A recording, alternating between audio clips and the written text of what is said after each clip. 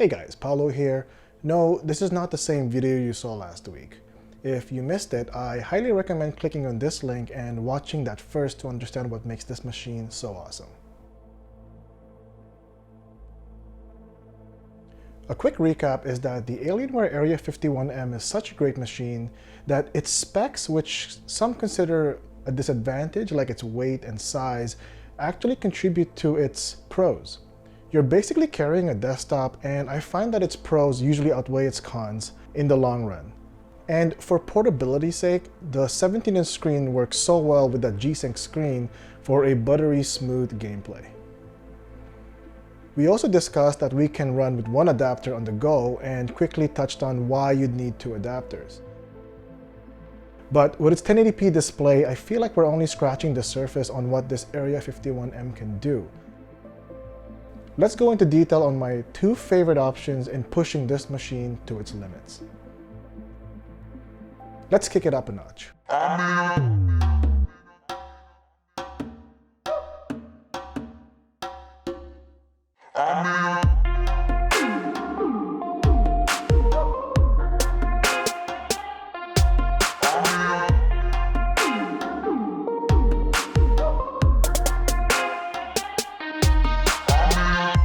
What is it about this place that everyone got no patience and everything's in your face, killing your imagination? The ultra-wide option is definitely my favorite option for gaming. I opted for the Alienware AW3418DW, which I still think is the best looking gaming ultra-wide monitor out there. Featuring an IPS panel with 100Hz refresh rate, overclockable to 120Hz, paired with a resolution of 3440 by 1440, you've got a match that's made in heaven. Even when I'm not using it, it just stands out and pairs ever so nicely with the Area 51M.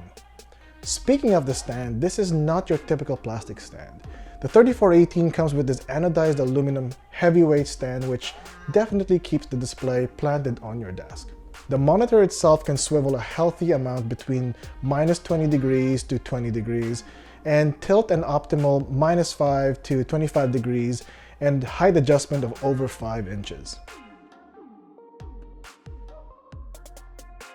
I've always had the pleasure of using the 51M with the 3418. Here are some more gaming numbers for you to check out. First-person shooters is a blast on an ultra-wide display. In this example, Doom Eternal is a fast-paced shooter utilizing G-Sync quite extensively here. Its ultra-wide angle of view gave me a great feeling of presence during gameplay.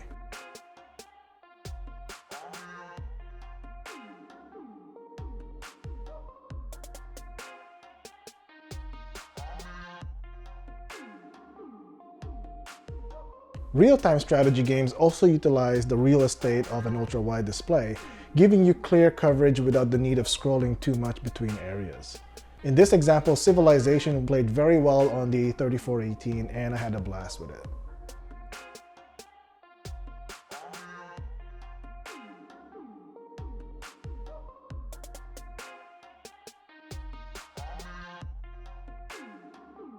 Side-scrollers like Crash Bandicoot was a blast to play, since the last time I enjoyed this action title was on the PlayStation on a CRT television.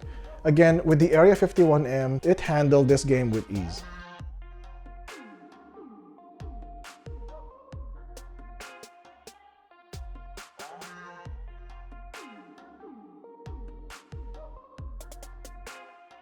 The one disadvantage I came across on ultra-wide is that not all games support the resolution, resulting in black bars on the side. Some games have workarounds where you can mess with text file settings, but a lot just shows black bars, which can be annoying.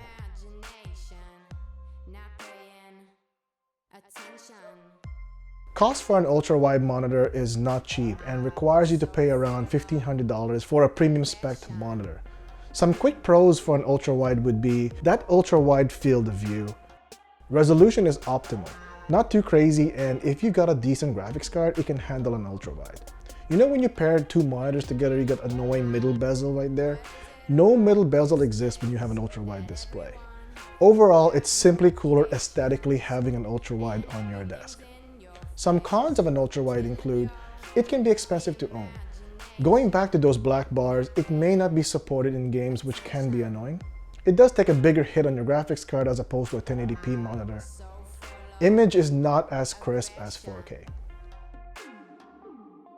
Option B is going to be a higher priced option, but you've got much more variable use out of it than just gaming. Let's check it out.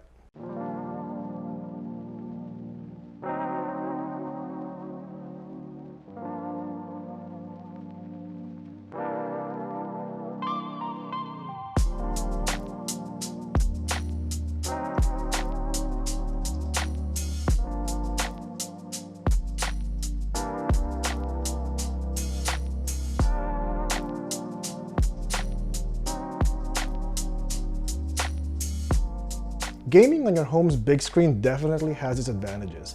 If you've got an OLED television like an LG, you're probably playing on the crispest method possible.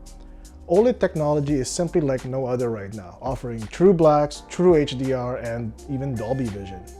Paired with your home theater system, you're in for a truly immersive experience. Now, although your GPU will take a hard hit on 4K, the great thing about modern televisions is that 1080p upscales very, very well, and on top of that, offers 120 refresh rates with under 2 milliseconds response time. I simply just left it at 1080p and called it a day. Going back to Doom Eternal, a fast-paced first-person shooter, I actually ended up playing and forgetting that I was recording this video. Check out some of these games running 1080p, 120Hz, as well as 4K.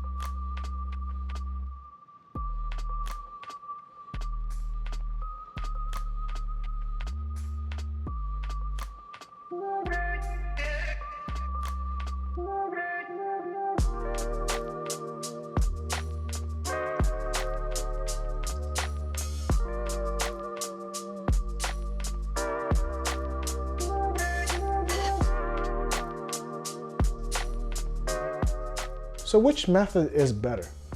Again, going back to the portability of the Alienware Area 51M, you have that flexibility in easily moving from one option to the other.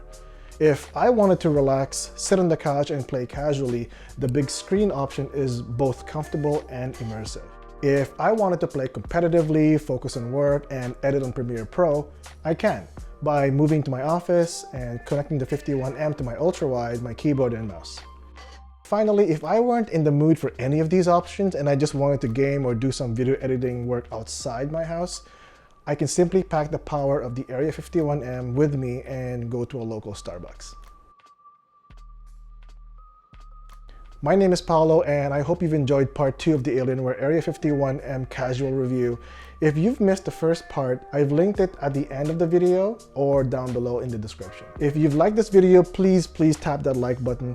And if you enjoy these casual everyday reviews, hit that subscribe button for more awesome things to come. Till next time.